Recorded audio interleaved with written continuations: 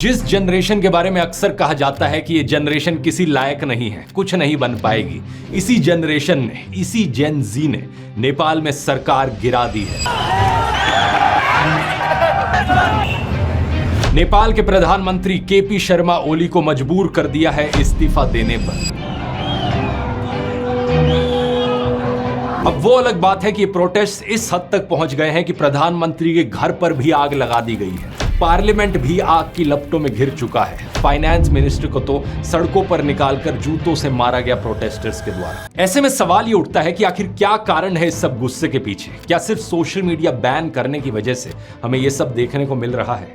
इसका जवाब है दोस्तों, नहीं। इसके पीछे कारण इससे कहीं ज्यादा और गहरे हैं। आइए समझते हैं आज के इस वीडियो में। ये बात है 8 सितंबर 2025 की। नेपाल की राजधानी काठमांडू में हजारों लोगों की भीड़ इकट्ठी हुई थी प्रोटेस्ट करने के लिए।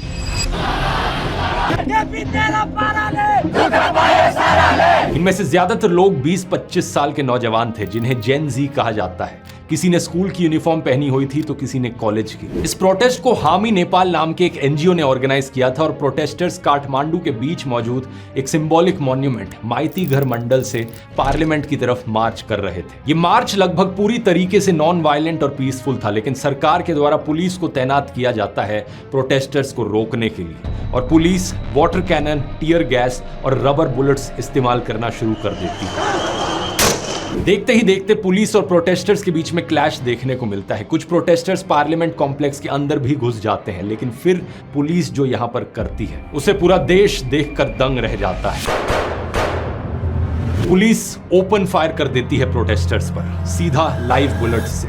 कम 19 प्रोटेस्टर्स यहां पर मारे जाते हैं। 400 से ज्यादा लोग घायल हो जाते हैं। ये कोई रबर बुलेट्स नहीं थी, बल्कि एक्चुअल बुलेट्स थी। मरने वालों में से एक 12 साल का बच्चा भी था। जाहिर सी बात है, इस तरीके की तानाशाही देखकर कोई भी चुप नहीं बैठना चाहेगा। जैसे ही ये खबर फैलती है जनता में, और लोग सड़कों पर आ जाते हैं प्रोटेस्ट करने के लिए। प्रोटेस्टर्स की संख्या बड़ी तेजी से बढ़ जाती है। पूरी की पूरी सड़क लोगों से घिर जाती है। सरकार कंट्रोल बनाए रखने के लिए दोपहर के 3:30 बजे कर्फ्यू लगाने की कोशिश करती है, लेकिन फिर भी कुछ नहीं होता। प्रोटेस्ट और बढ़ते जाते हैं। काठमांडू के अलावा पोखरा, बुटवल, भरतपुर और दमक जैसे शहरों में भी प्रोटेस्ट होने लगते हैं।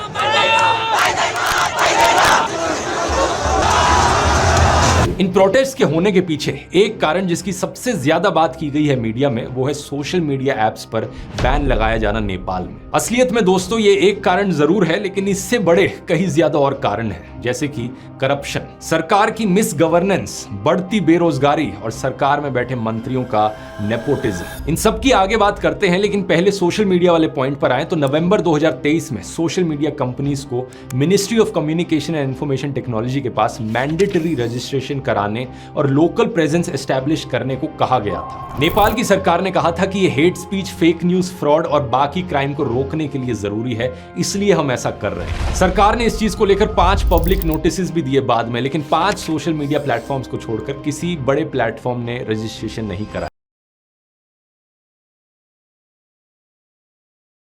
जिन कंपनीज ने रजिस्ट्रेशन कराया उनमें सिर्फ एक बड़ा नाम शामिल था, चाइना का टिकटॉक। इसी बीच नेपाल के सुप्रीम कोर्ट ने भी अपने ऑर्डर में सरकार को रजिस्ट्रेशन ना कराने वाले सोशल मीडिया प्लेटफॉर्म्स को बैन करने की अनुमति दे दी थी। फिर इसी साल 28 अगस्त की बात है, सरकार सोशल मीडिया प्लेटफॉर्म्स को कहती है कि 3 सितंबर तक खुद को रजिस्टर कराओ, नहीं तो बैन लगा दिया जाएगा। लेकिन ज्यादातर सोशल मीडिया कंपनीज ने ऐसा नहीं किया और इसी कारण से 26 सोशल मीडिया प्लेटफॉर्म्स देश से बैन हो गए। Facebook, Instagram, WhatsApp, YouTube, Snapchat और ट्विटर जैसे लगभग सभी बड़े सोशल मीडिया प्लेटफॉर्म्स इसमें शामिल थे, एक्सेप्ट टिकटॉक। प्रोटेस्टर्स का कहना है कि सरकार ने सिर्फ इसलिए किया था ताकि वो सोशल मीडिया प्लेटफॉर्म्स को कंट्रोल कर सके और जनता की आवाज दबा सके। Social media ban by the government extremely it is against our freedom of speech and they want to control us just like a dictator. Social media पर बहुत से वीडियोस वायरल हो रहे थे जो सरकार में करप्शन और नेपोटिज्म को एक्सपोज कर रहे थे। सरकारी मंत्रियों के नेपो किड्स और उनके लैविश लाइफस्टाइल्स को एक्सपोज किया जा रहा था। असल में नेपाल की यंग पॉपुलेशन में करप्शन, बेरोजगारी और इकोनॉमिक इनइक्वालिटी को लेकर बहुत ज्यादा गुस्सा है। 2024 में नेपाल में यूथ अनएम्प्लॉयमेंट रेट 20.82% पर था। सोचकर देखो, हर 5 में से 1 नौजवान बेरोजगार। यहाँ नई जॉब्स बहुत कम क्रिएट हो रही हैं और लोगों को जॉब्स ढूंढने के लिए दूसरे देशों में माइग्रेट करना पड़ रहा है। हालत इतनी खराब है कि हजारों लोग तो केवल पैसे के लिए रशिया यूक्रेन वॉर तक में लड़ने चले गए। सही सुना आपने दोस्तों। फरवरी 2024 तक नेपाल के लगभग 15,000 से ज्यादा लोग रशियन मिलिट्री को ज्वाइन कर चुके थे। यहाँ इन लोगों को कुछ हफ्ते की ट्रेनिंग के बाद ही फ्रंट लाइंस पर लड़ने के लिए भेज दिया जाता है। सबैजनालाई नमस्ते छ। म चाहिँ यता रसियामा आएको 2 महिना पुरा भयो लगभग। अनि मैले चाहिँ रसियामा आएर चाहिँ धेरै दुःख पाएँ मैले। त्यही नै हो। अनि त्यहाँ चाहिँ धेरै गाह्रो छ हामीलाई सर्भाइभ गर्नको लागि। और इसी कारण से रशिया यूक्रेन वॉर में कई सारे नेपाली सिटीजन्स भी मारे गए हैं। मौत का खतरा होने के बावजूद ये लोग रशिया जाते हैं क्योंकि नेपाल में इनके लिए जॉब अपॉर्चुनिटीज इतनी कम है और रशिया अपनी आर्मी को ज्वाइन करने के लिए इन्हें लुक्रेटिव ऑफर्स देता है। कुछ फाइटर्स का कहना है कि वो बोनस और सैलरी मिलाकर $4,000 पर मंथ कमा लेते हैं, जो 5 लाख नेपाली रुपए से ज्यादा होता है। अब इन हालातों को देखकर अगर नेपाल के पॉलिटिशियंस थोड़ी हमदर्दी दिखाते, थोड़ी एम्पैथी दिखाते तो शायद सिचुएशन इतनी बिगड़ती नहीं। लेकिन हुआ इसका उल्टा ही। नेपाल में पॉलिटिशियंस के बेटे अपने लग्जरियस लाइफस्टाइल को शो ऑफ करने लगे। एकातिर नेपाली नेताका छोराछोरी र नातिनातिनाहरूले कति आरामदायी जीवन बाँचिरहेका छन् भन्ने देखाउने तस्बिरहरू, जसमा उनीहरूको विदेश ट्रिप, शानदार पार्टी अनि महँगो सामानहरूको कलेक्सन देखिन्छ। सोशल मीडिया पर लोगों ने इस आयरनी को देखा और लोग आवाज उठाने लगे। #NepoKids ट्रेंड करने लगा। जब बाद में सोशल मीडिया ऐप्स पर बैन लगाया गया तो टिकटॉक्स को ऐसे वीडियोस से फ्लड कर दिया गया नेपाली लोगों के द्वारा, नेपाली यूथ के द्वारा। इन वीडियोस में बस एक सिंपल सा कंपैरिजन दिखाया गया आम नेपालीज की डेली लाइफ में आने वाली परेशानियों का और पॉलिटिशियंस के बच्चों के लैविश लाइफस्टाइल का। नेताओं के बच्चे जो डिजाइनर क्लोथ्स में घूमते हैं और लग्जरी गाड़ियां शो ऑफ करते हैं। टिकटॉक पर भी #NepoKids और #NepoBaby ट्रेंड करने लगा। 8 सितंबर को हुए प्रोटेस्ट में भी एक पोस्टर पर लिखा था, पॉलिटिशियंस के बच्चे विदेश से गुची के बैग्स लेकर लौटते हैं और आम लोगों के बच्चे ताबूतों में यानी कि कॉफिन्स में लौटते हैं। इसके अलावा करप्शन भी एक बहुत बड़ा मुद्दा है नेपाल में। नेपाल का यूथ 70+ के सेम पॉलिटिशियन से फ्रस्ट्रेट हो चुका है, जो बारी बारी से सरकार बनाते हैं, सरकार से जाते हैं। इसी कारण से मार्च के महीने में भी नेपाल में एक प्रोटेस्ट हुआ था, जिसमें कई लोगों ने कहा था कि नेपाल का रिपब्लिक बनने का एक्सपेरिमेंट फेल हो चुका है और शायद उसे वापस मोनार्की बनाना चाहे। यह भी एक बड़ी कमाल की चीज है कि लोग इतना फ्रस्ट्रेट हो गए पॉलिटिशियन से कि डेमोक्रेसी हटाकर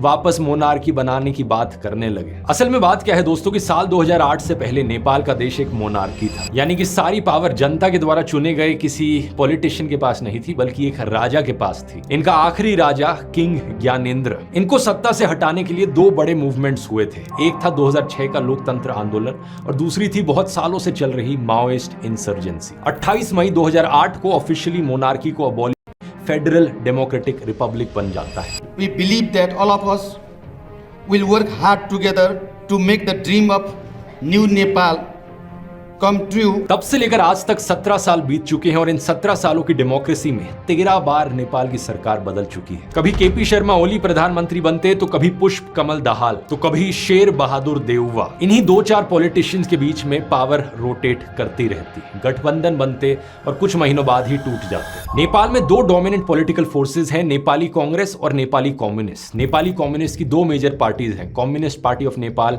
यूनाइटेड मार्क्सिस्ट एंड लेनिनिस्ट, और कम्युनिस्ट पार्टी ऑफ नेपाल रहे। लेकिन इन तीनों पार्टीज के ही हेड्स पर करप्शन का आरोप लगा है। नेपाली कांग्रेस के head former PM Sher Bahadur Deuba पर एयरक्राफ्ट परचेज में इलीगल कमीशन लेने का आरोप है। उनकी पत्नी आरजू राणा देउवा, जो अभी नेपाल की फॉरेन अफेयर्स मिनिस्टर हैं, उन पर नेपाली सिटीजन्स को फेक डॉक्यूमेंट्स के जरिए भूटानीज नेशनल्स दिखाने का आरोप है। ऐसा करने से उन्हें रेफ्यूजीज के तौर पर अमेरिका भेजा जा सके। CPN-MC के हेड और 3 बार प्राइम मिनिस्टर रह चुके पुष्प कमल दाहाल पर माओइस्ट गोरिल्ला फाइटर्स के लिए आए पैसों को डाइवर्ट करके अरबों रुपए खुद लेने का आरोप है। और CPN-UML के हेड और current prime minister KP Sharma Oli पर भी एक करप्शन केस चल रहा है, क्योंकि उन्होंने सुप्रीम कोर्ट के एक आदेश को वायलेट करते हुए एक टी एस्टेट को कमर्शियल प्लॉट्स में कन्वर्ट कर दिया था। इसी तरह 3 और प्राइम मिनिस्टर्स पर भी सरकारी जमीन प्राइवेट इंडिविजुअल्स को देने का आरोप है। अब दिक्कत यह है कि नेपाल में 2006 से ही प्रैक्टिस है कि किसी भी पॉलिसी डिसीजन के लिए किसी पॉलिटिशियन के खिलाफ इन्वेस्टिगेशन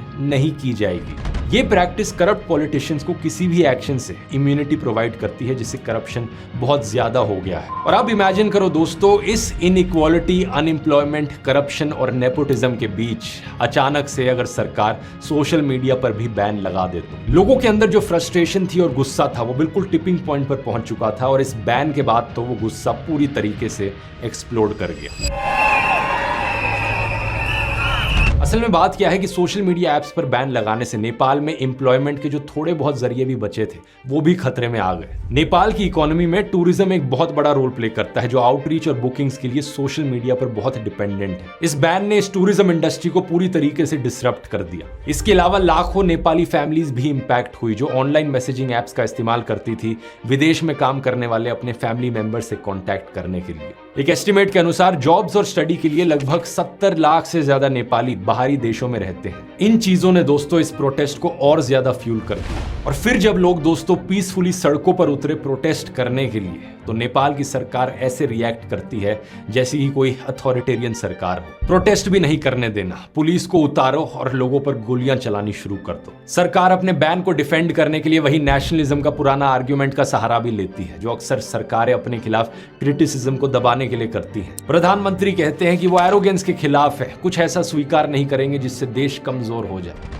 लेकिन अंत में इस सरकार को प्रोटेस्टर्स के आगे झुकना पड़ा। पहले होम मिनिस्टर ने मॉरल ग्राउंड्स पर इस्तीफा दे दिया और सोशल मीडिया ऐप्स पर लगा बैन हटा दिया गया। लेकिन इसके बाद भी प्रोटेस्टर्स शांत नहीं हुए। प्रधानमंत्री और राष्ट्रपति के घरों पर भी आग लगा दी जाती है, यहां तक कि ऑपोजिशन लीडर के घर पर भी आग लगा दी जाती है। आर्मी को हेलीकॉप्टर्स का इस्तेमाल करके मंत्रियों और अफसरों को इवैक्यूएट करना पड़ता है। फाइनली जाकर 9 सितंबर लगभग 2 बजे प्रधानमंत्री केपी शर्मा ओली भी इस्तीफा दे देते हैं। नेपाल के आर्मी चीफ ने नेशन को एड्रेस किया है और पीस की मांग करी है। नेपाल का देश एक लाइव एग्जांपल है दोस्तों कि क्या होता है जब जनता की आवाज को पूरी तरीके से खत्म करने की कोशिश की जाती है, जब करप्शन, नेपोटिज्म और बेरोजगारी जैसे असली मुद्दों को इग्नोर कर दिया जाता है। ये दुनिया की सभी सरकारों के लिए एक लेसन है कि कभी भी जनता को इतना मत इग्नोर करो